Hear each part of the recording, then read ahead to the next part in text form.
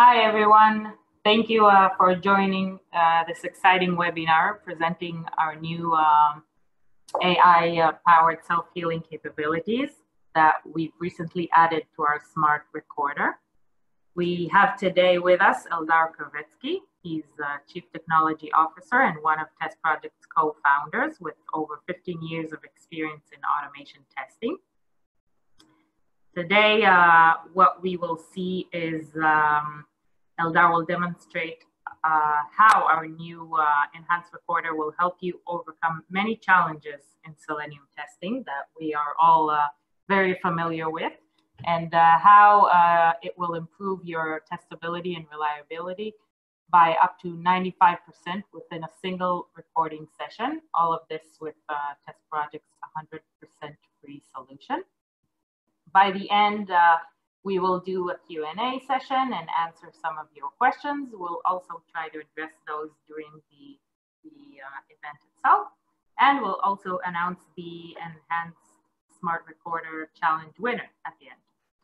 And of course, I see some of you asking this question. So just to make sure you are all aware that by the end of this event, you will receive a full recording of the webinar, and those who will attend the entire session will also receive a really cool badge of participation.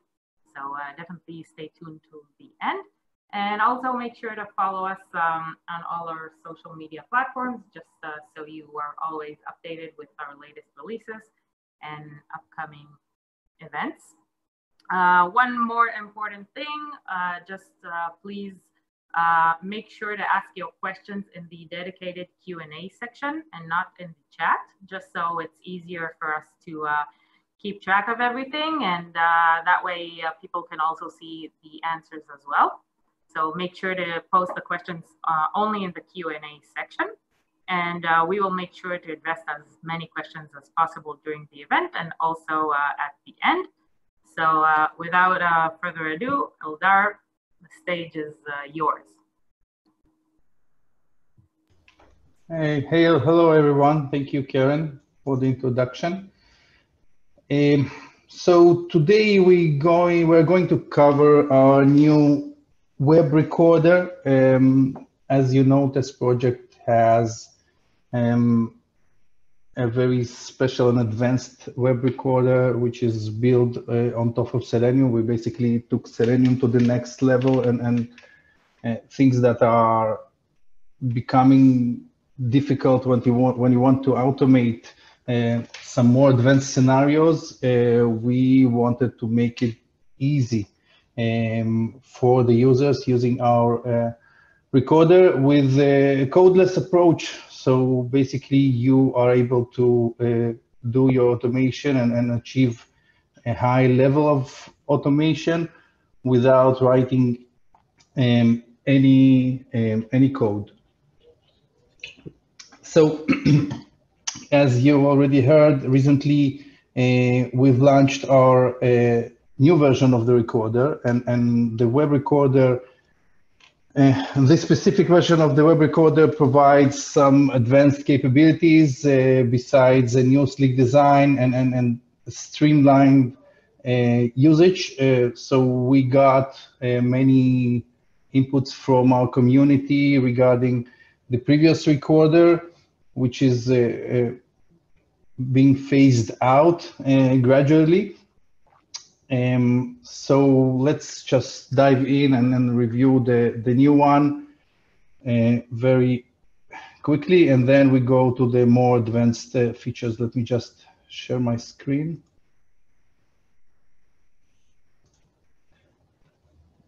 So Karen, can you see my screen? Yep, I can see the project logo. Indicator, right. Okay, so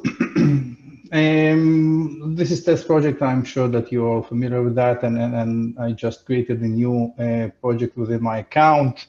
Let's quickly, I have nothing here. It's an empty project besides like several applications that I predefined, and we will work with these applications for this webinar. Let me just quickly create a new web test. So at this point, I would like to point out that the new recorder is currently for recording web tests. So basically, when you are editing web tests, you will still see the previous design, and this will be switched in the near future, and we will eventually switch to the new recorder altogether. Regarding mobile, the new recorder will be available for mobile in the near future, by the end of the year, surely, maybe even earlier than that, with some self-healing capabilities of its own. So let's just quickly create a new test. Let's call it example. I will select the predefined application.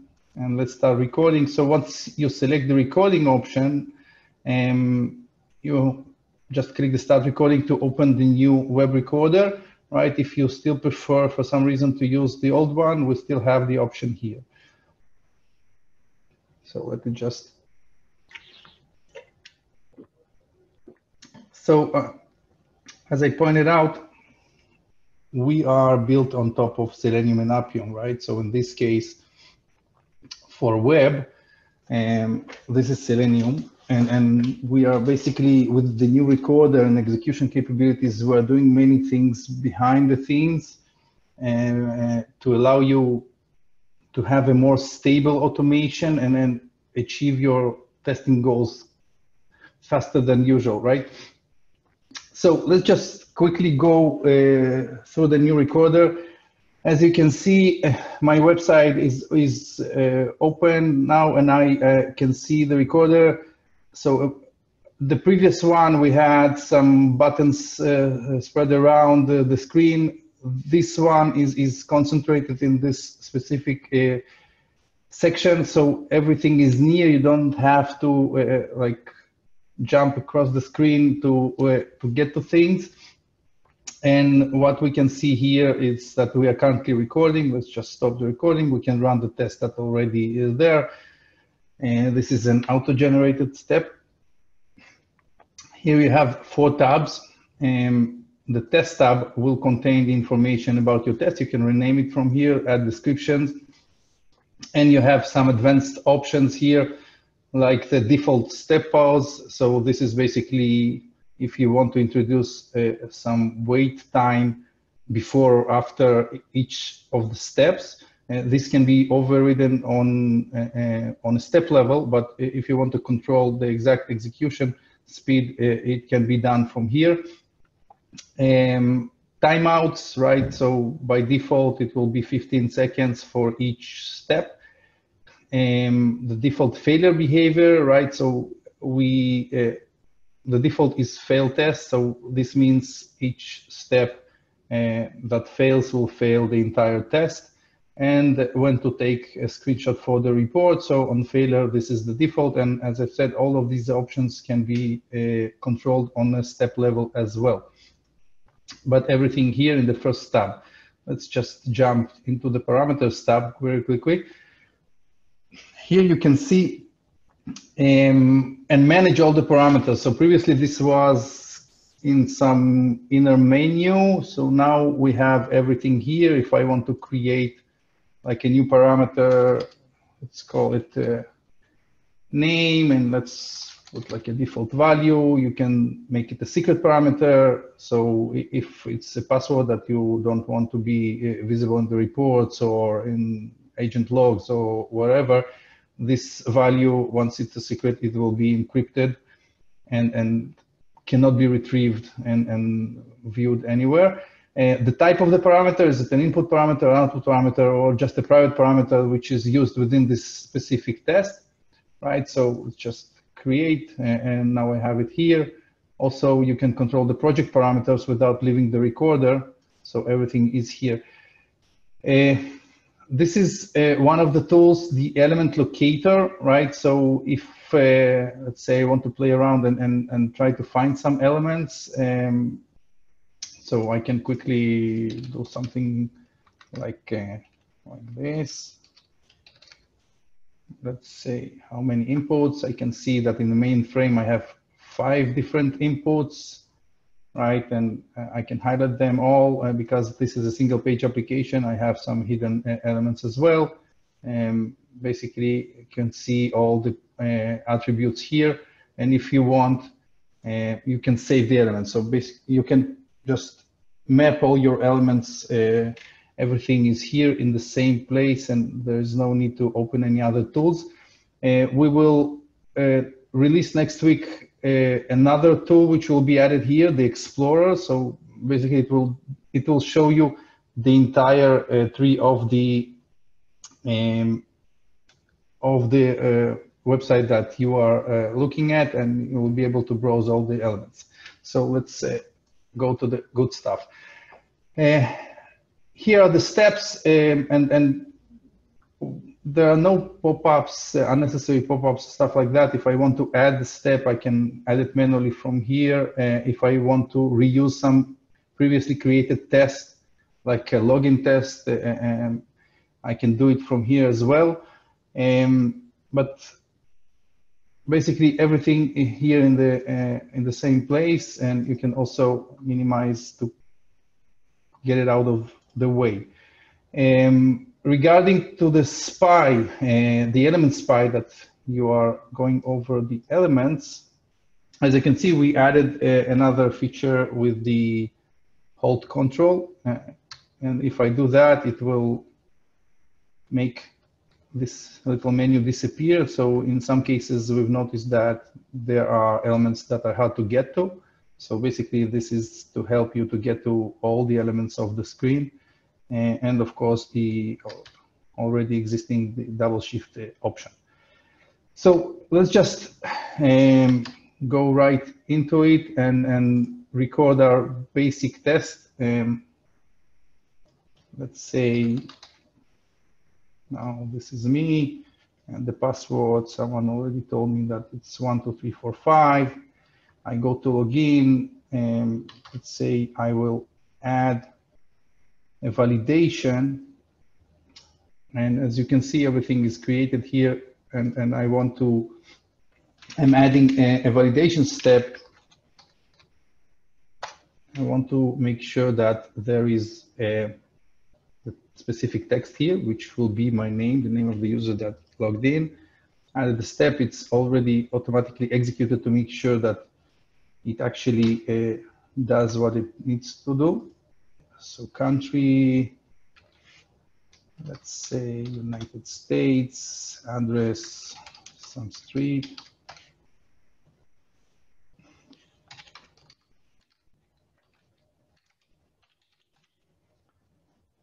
And some phone. All right, so let's just click save. Maybe for the sake of it, add another validation. Make sure that this label is visible. Again, save, it's been executed. And log out. Okay, so what we have here, let's just quickly review. As you can see, the recorder automatically created all the steps that were done by me, like clicks and text and nothing new here, but it's presented in a more easy to read way. Let's just quickly go into one of the steps. Let's say the click one, everything is here. I can see which element is being used. I can quickly find it, edit it if I need to. You can see some advanced features of the step, right? So as I mentioned before, you can override some of the test settings on a step level, right? And of course, there is also an adaptive wait, so it will use the test default. And basically, adaptive wait, it's a smart wait that will do its best to make sure that your step will pass up until the timeout defined. If we are able to execute the step before the timeout, so of course it will not take 15 seconds each time, right? We will get to the context later. So let's just quickly run this one to see what happens. As you can see, there was a green bar here, which says hit Alt S to stop the execution. So everything passed, and this is as expected because this is a simple site and no problems here, but let's maybe just break something. And let's go and see and edit this element. So this is the name text box element and the selector that was generated. It has an ID of name, and let's say it had once an ID of name 2, and now it's just name. So this will probably break. As you can see, element locator, no matches. So we will not be able to find this element because the ID has changed, right? So let's just try to run it once again. As you can see, nothing happens, but then you get this message that we are trying to recover the step, basically, and this is our AI at work. Here we will try to locate the element of the step by other means and try to perform the actual action in order to make the test go forward and not fail.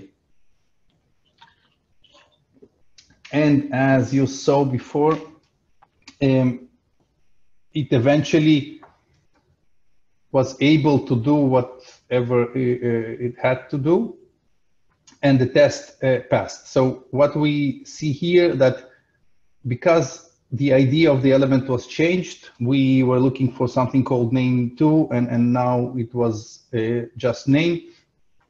You get this nice pop-up saying that, okay, we recovered one of the elements, and we were eventually able to locate it by this strategy. What you can do now is to confirm the update, right? So if you say, okay, that's great because it actually something broke and this is the correct way now. When you confirm that, we will update the location strategy of that specific element. So basically, if I run it once again, you can see the speed of the execution. Okay, so as you can see, everything ran really fast. So the self-healing mechanism found a better way to locate your element. Let's just quickly do it once more. Let's just edit this element. As you can see, the bad locator was moved to a secondary position, and now we will use this one to locate your element. But you can still change things, and if you want to fix it manually, you can do it from here. Let's just break it once again, just reordering it. Okay, and let's just quickly run it once again.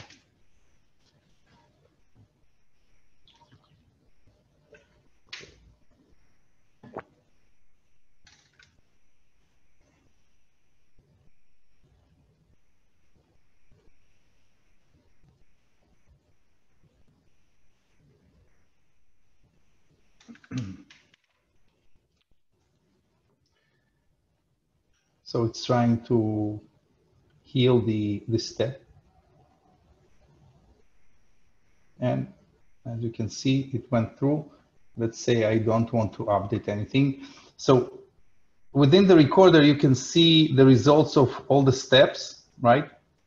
And if I go here, I can see that I have this nice icon, which says that this step was self-healed. And the reason I have two of these, because I have a click and then the type text, I can actually remove one, the click one, because I don't need it, but let's just leave it here for now. So you can hit details, and then you get the extra information about what happened. So eventually this element was located like this, and the original locator was a CSS selector with a faulty ID. So we will let you know here. So because I chose not to update the element, the execution speed will still remain as before. But now I just want you to see another cool thing here. So I have this test, and let's run it from outside. So if I run it from a job, from a scheduled task, CI, whatever now, or in this case, just directly, let's see what happens here.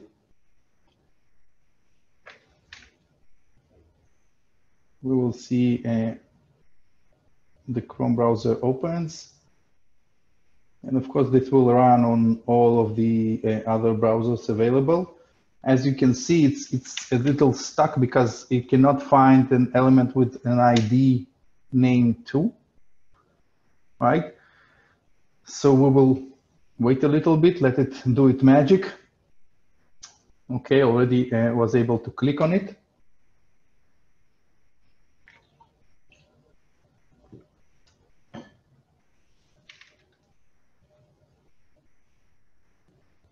Okay, and then it's done. Great.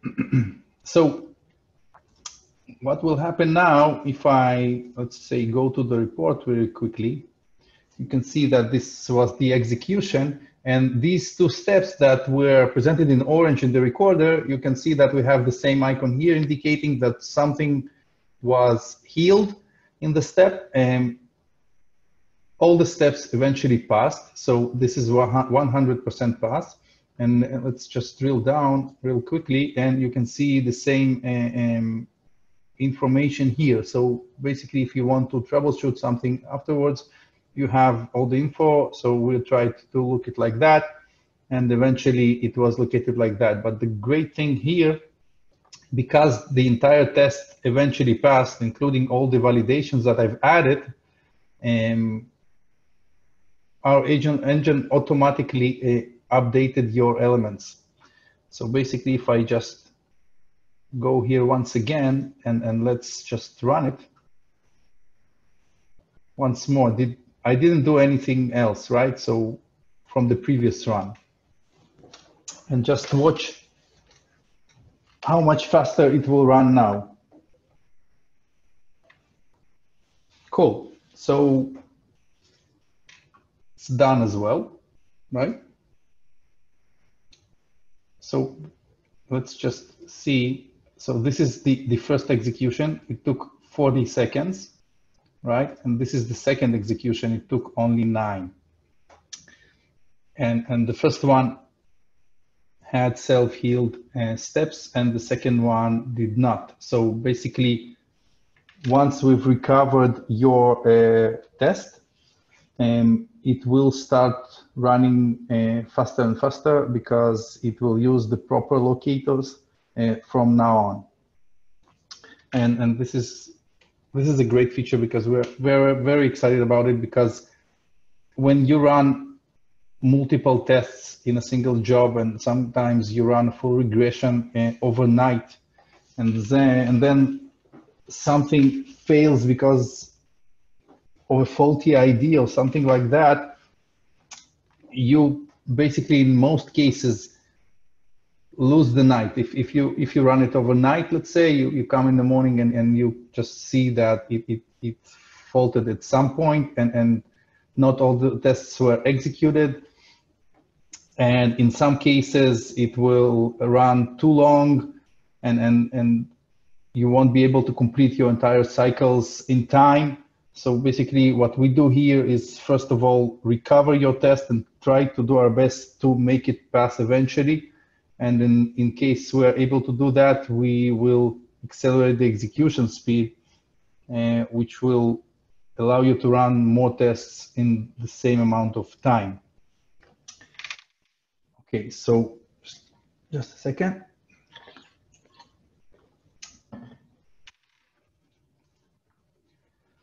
Okay, let's go into some other scenarios that this new recorder will definitely help you.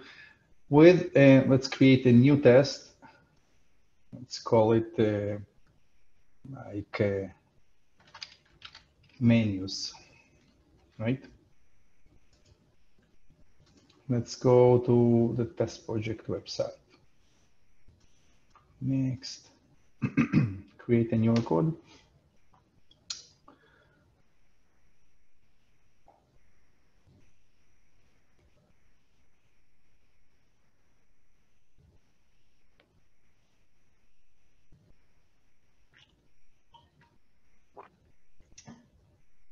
Great, so this is our website, and what I wanted to show you here is that in some cases, you have elements that are not always visible and can be interacted with. So when you are actually writing Selenium code, you have to work around it.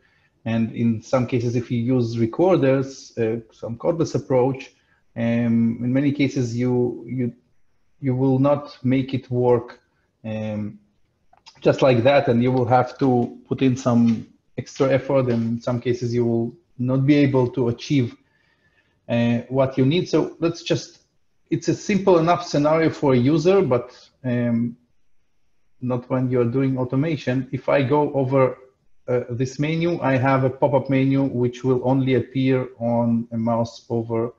And then I have these 4 options. So let me just click SDK. Okay, and let's just maybe add a validation here.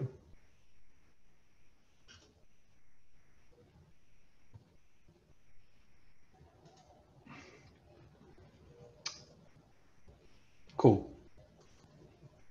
So what happens next is that, as you saw, the menu only appears on mouse over. Let's just quickly run it. And I didn't do anything, didn't change anything. So again, we have this nice bars that are telling you that we are trying to recover. So with no extra effort needed from the user side,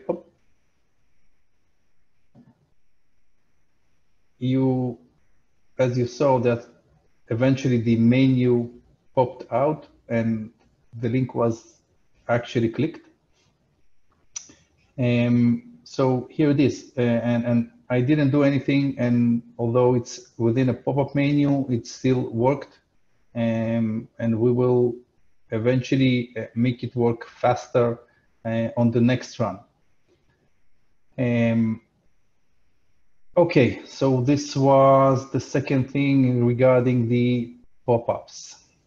Let's just quickly close this one and go to the next one. Another thing that you have when recording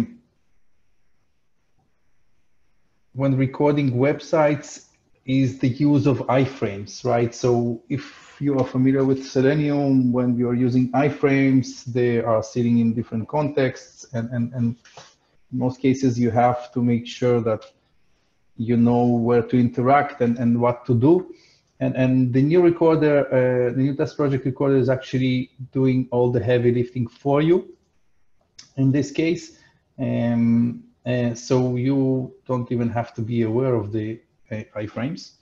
Let's just call it iFrame.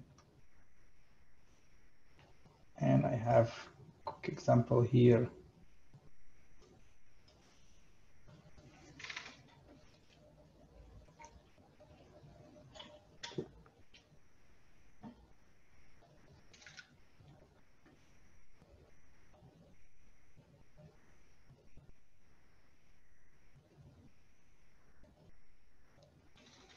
Yeah, so this is like an example of a website with iFrames. Let's just click run here. Okay, this one's by mistake. Let me just add a quick pause to allow it to load.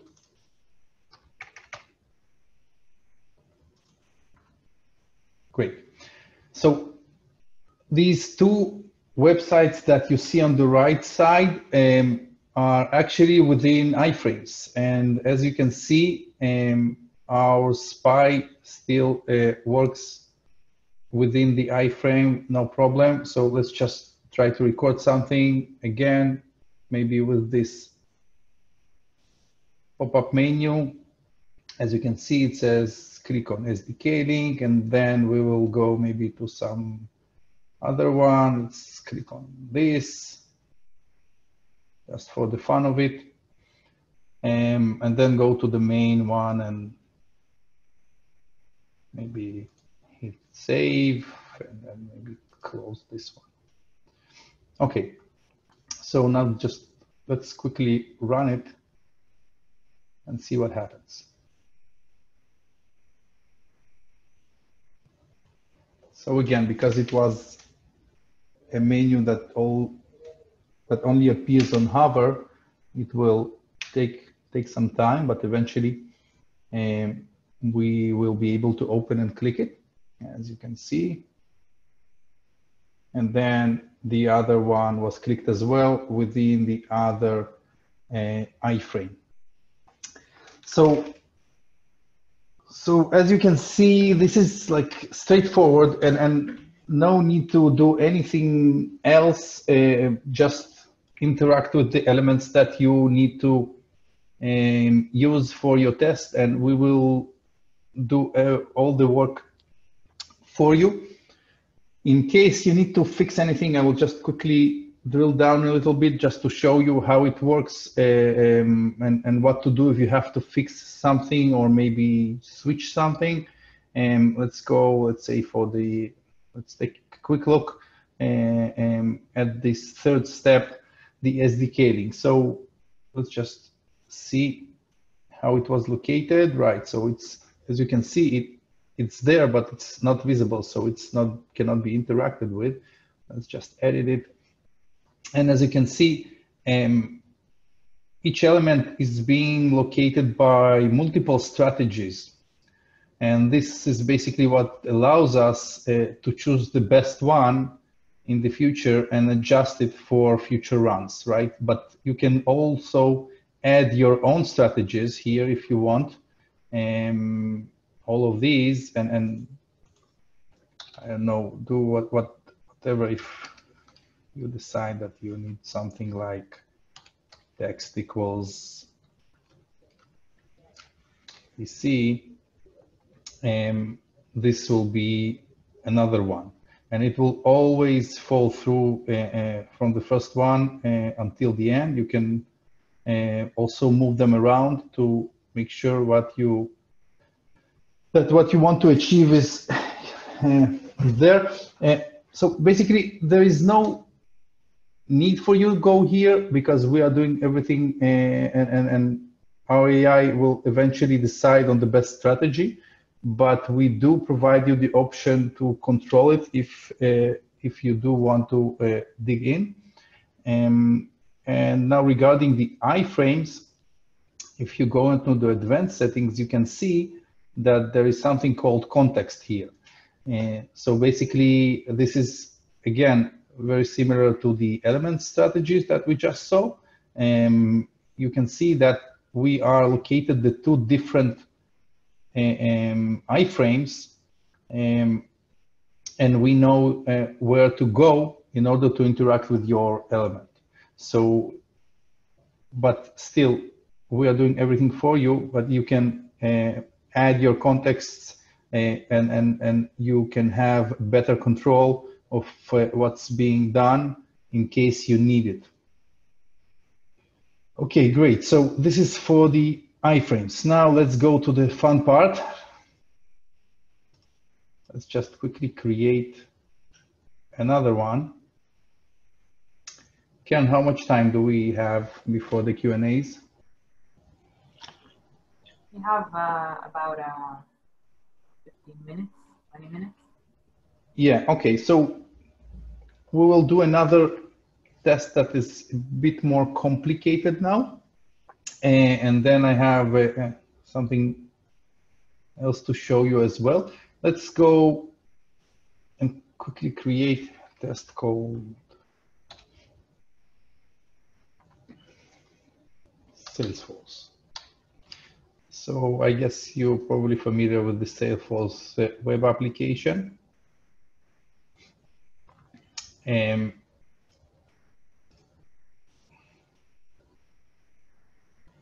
So Salesforce application, and there are many others like it, like in SAP applications maybe, and in Wix platform, stuff like that.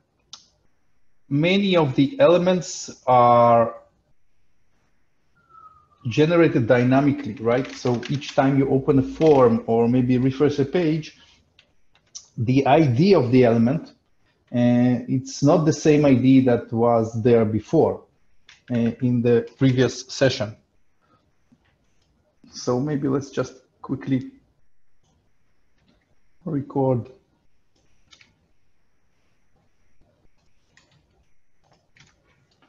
Let's just log in. Oh, this is great.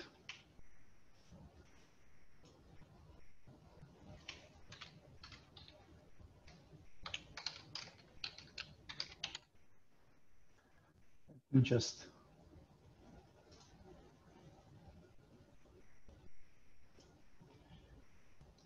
quickly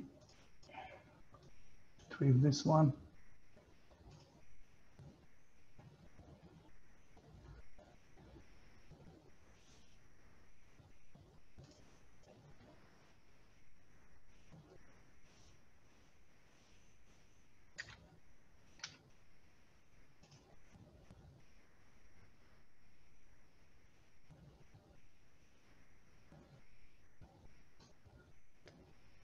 Great.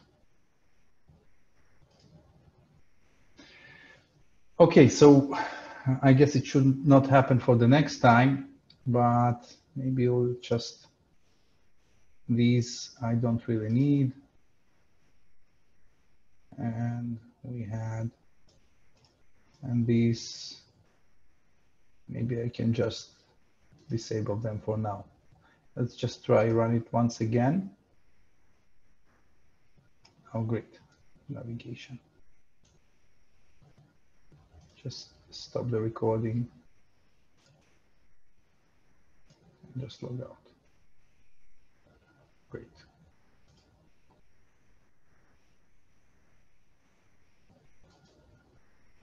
I see. So let's just start from the beginning because of that validation.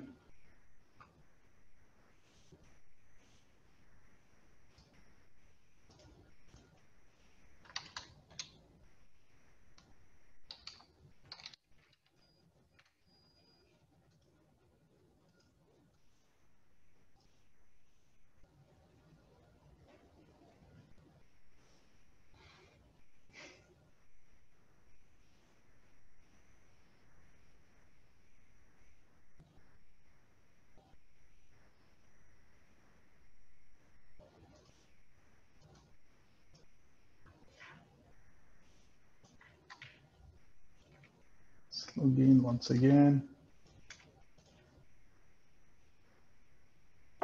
That's just great. Okay, let me just pause this one.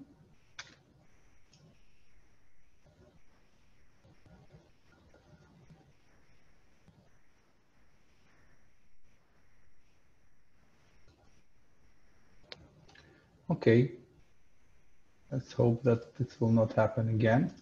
Let's just try to rerun it from the outside once again.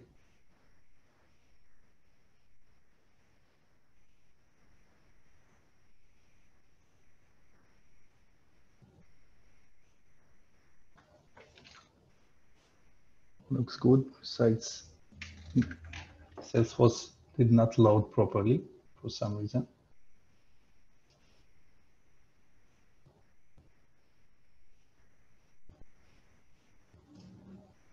So maybe record the logout step and see if it will Login without the validation. Okay. So much better now. Great. So it logged out again. That's fine. We will just disable these steps. Let's just run it again to log in. Okay, so no more Salesforce tricks. Great. Now let's get to the good stuff. And so what I want to show you is the dynamic forms that are being generated, in this case by Salesforce. Let's just say we want to create a new account within our CRM platform. Just click it here and go to the new account. I get this form. Okay, so just quickly freeze it, go to attributes. I can see that there is an ID here, right? So this is the ID of the element. And trust me when I say that the next time this form will be opened, this will not be the same ID. So it will never actually be the same ID in any case. But let's just go ahead and try to create new account and test project, right? Maybe say it's a customer website, .io, and maybe 100 employees, right? And then I say, let's cancel it just for the sake of it. Okay, so what we have here, it actually did record everything, okay? And we don't really need to go and do the entire login once again. So we'll just run it from here, right? Let's maybe quickly add a comment, say the accounts menu, right? Save step. So now I know what it is. Let's just go here and say run from here. So the form is open, but nothing happens here. And as you can see, again, the self-healing mechanism is working overtime to try and find your elements. And the reason for that is, again, the IDs of the text boxes are not the same, and they will not be the same in the future. So let's just see if it can recover.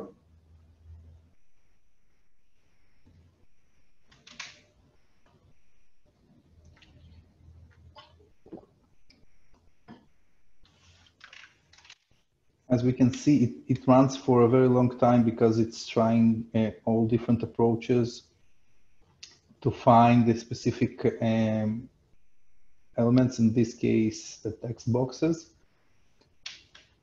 So let's see what happens. And Salesforce is probably one of the most complicated and dynamic websites that I've encountered. No one was able to record and replay it ever from the first attempt, as far as I know. And we are doing our best to allow this capability, and just will work for you. So you can see that it takes a long time to achieve and to complete the flow. And this is something that we saw when I broke the elements intentionally in the first example. But here it's a more complicated example. So now I can see that I have 3 elements, and it was originally identified by the IDs, which probably changed.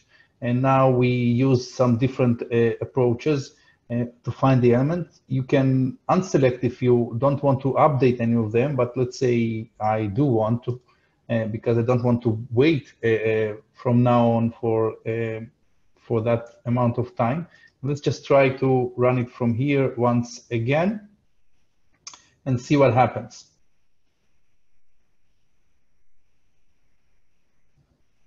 Done. Okay, so it took probably like 3 or 4 seconds, and before that it took much more. And if we didn't have the option to heal the elements and try all the different approaches, your tests will eventually fail on the second attempt, right? So after you record it, it will not work. In this case, it will, and it will start running faster and faster each time. Great. So this is something that I wanted to show you because we are very excited about it, and we already got some great feedbacks from our community, and it really allows you to achieve and create your tests much faster, and you don't have to invest so much time for maintaining your automation. So just two quick additional features before we go to the Q&As. Let's take the login, for example, right? So I don't want to, if all my tests are starting from the login option, from the login stage, I don't want to add the steps each time. I can just select the steps for the login, right? And go here. So this is a new option that we've added recently, group steps into a test. And let's call it Salesforce login. I will just group it. And now, as you can see, this became a separate test. If I go into it, I can see that it actually runs a different test from now on. So another great thing, if I had parameters used in that specific step, all the parameters will be automatically mapped within the inner test, so you don't have to create and map everything. If you provide login information to your this main test, it will be passed down into the internal test, so you don't have to worry about it. So let me just quickly close it. Great. So all the elements were created here for each of the applications. If we go to Salesforce, you can see that it named them as it so fit, but you can definitely edit and change whatever needs to be changed. If you edit an element, you can see that all the locators are here as well. So you can edit all your element repository offline from here. You don't have to do it from the recorder. You can just manage everything, and all of these elements will be updated. And then your automation will probably run even faster and more stable from here. So let's just go to tests. As you can see, there's the Salesforce login that we've created. If I go into it, it will open the old recorder, but all the steps are here. So it's like a very simple way you can record a long scenario and then just break and group it into smaller pieces to allow you to easily reuse them later on in your other tests. You don't have to do it each and every time. And the last thing that I want to show you before we go to the Q&As, it's something that we call custom attributes. In some cases, web developers will add some custom attributes to the elements, to the HTML elements. Let's say for automation purposes even, someone can add like an automation ID attribute within their application. Okay, so in case like Salesforce, for example, if your IDs are generated dynamically and you don't want to change this logic, but you want to allow for your automation team maybe work a little better and make their life easier, you as a developer can, let's say, add an attribute for automation ID, which will not change. But and what you as a tester can do, just go to the application, and we've added an additional option here called custom attributes.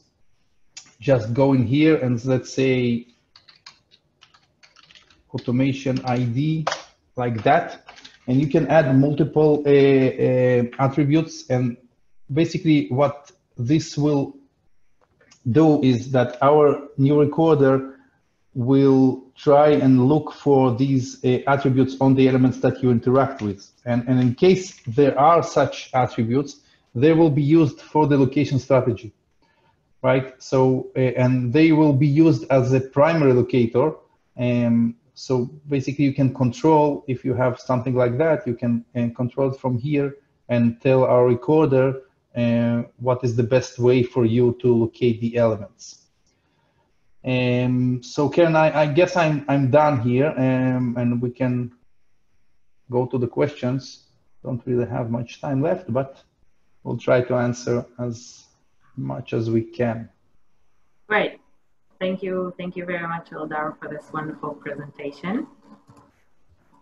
Let me share my screen just a sec.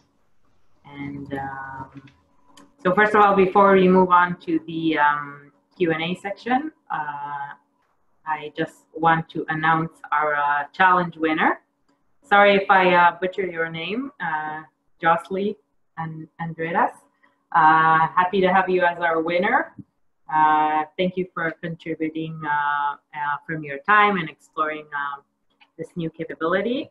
And we invite you all to continue exploring this yourself, as TestProject is 100% free. So all you need to do is just head over to testproject.io and grab your free account.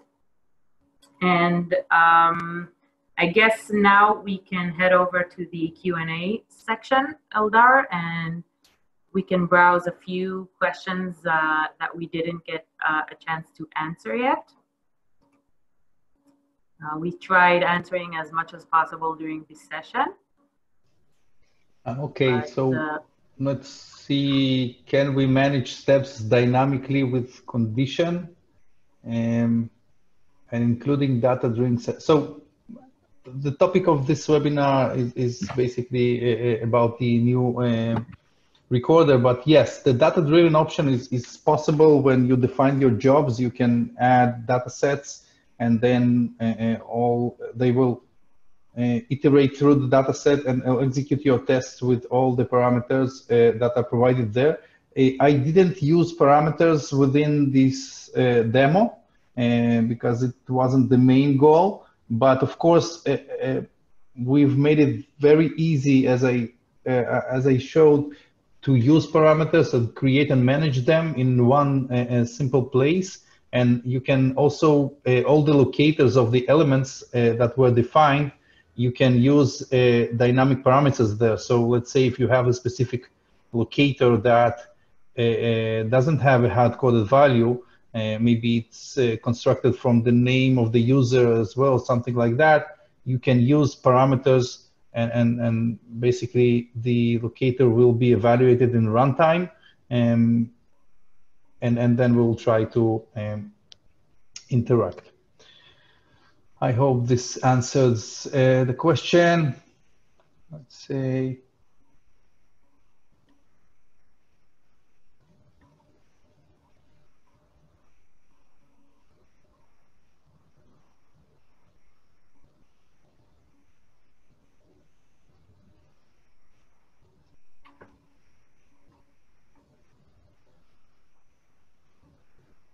There is a question here about what happens if you change all the locators. So eventually we will try all of them, and we will evaluate one by one and try to select the best one, and we'll improve over time. But if none of them will work, the step will eventually fail, right? And you will see the failure, of course, in the report. Okay, let's see.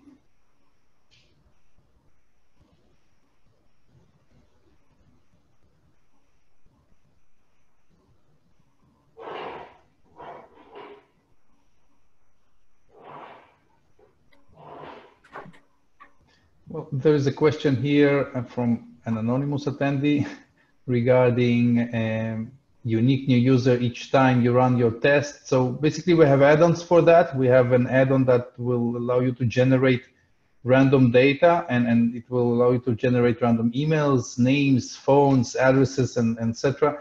So basically you can use that one already developed, and no need to do anything special there. There are some long questions here.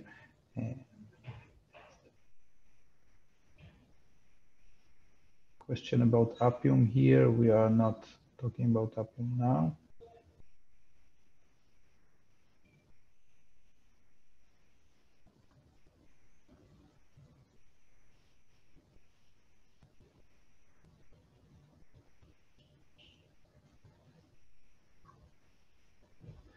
There's a question about how is it possible to save the CSS locator when recording an element, because by default it is the XPath that is saved. So it's not entirely true, because we do prefer the CSS locators in most of the cases to be more compliant. We will, the recorder eventually, while recording, will evaluate the situation and create the best set of unique locators it can match, right? So it doesn't necessarily mean that the XPath will be the first one. It probably the CSS will ID and well, it's based on the situation we're looking at. Okay. I don't know, Karen, maybe you guys saw some interesting questions here. There are many here and we don't really have much time, so I just see many things. There are many questions. So again, thank you everyone for all of the great questions and for sharing them. I think I mentioned it to one of the questions that we will also share a blog post about the common Q&A. So don't worry if we didn't make it to your question. We will try to answer it at a later point at our blog. And of course, as you can see on the screen here, you can reach out to our support team anytime, either through email, our active forum, or the built-in platform chat that we have there. Our technical customer success team always there available to answer all of your questions. Oh, Ken, there is another question that sure. Maybe I probably missed it in the demonstration. Yeah, it says Vijay, it's by Vijay. Mumaneni, I hope that I pronounced it right. Does it recognize and work with multiple browser windows? It does. When you click on something that will eventually open a new window, it will automatically create all the necessary steps to switch to that window during runtime. So it will go back and forth and will record whatever is requested. We just ran out of time, but this is something that is available. So just trying it. Look for a link that will open a new window and you will see how it functions. Okay, please continue.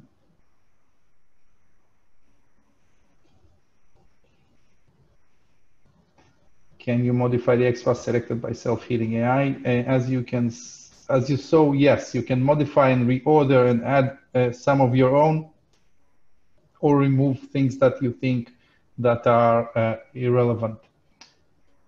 Again, by anonymous attendee. Great. So thank you very much, Eldar, for this wonderful presentation and for addressing these questions. Thank you, everyone, for joining us today for this exciting new release. We hope to see you all start exploring these new capabilities, and we would love to hear your feedback. So feel free to reach out anytime. And of course, you will all receive a full recording of this event, and a cool badge is coming your way very soon. So definitely stay tuned, and see you all next time at our next event, and hope you all stay safe out there. Have a great day. Bye-bye, everyone. Thank you for being here.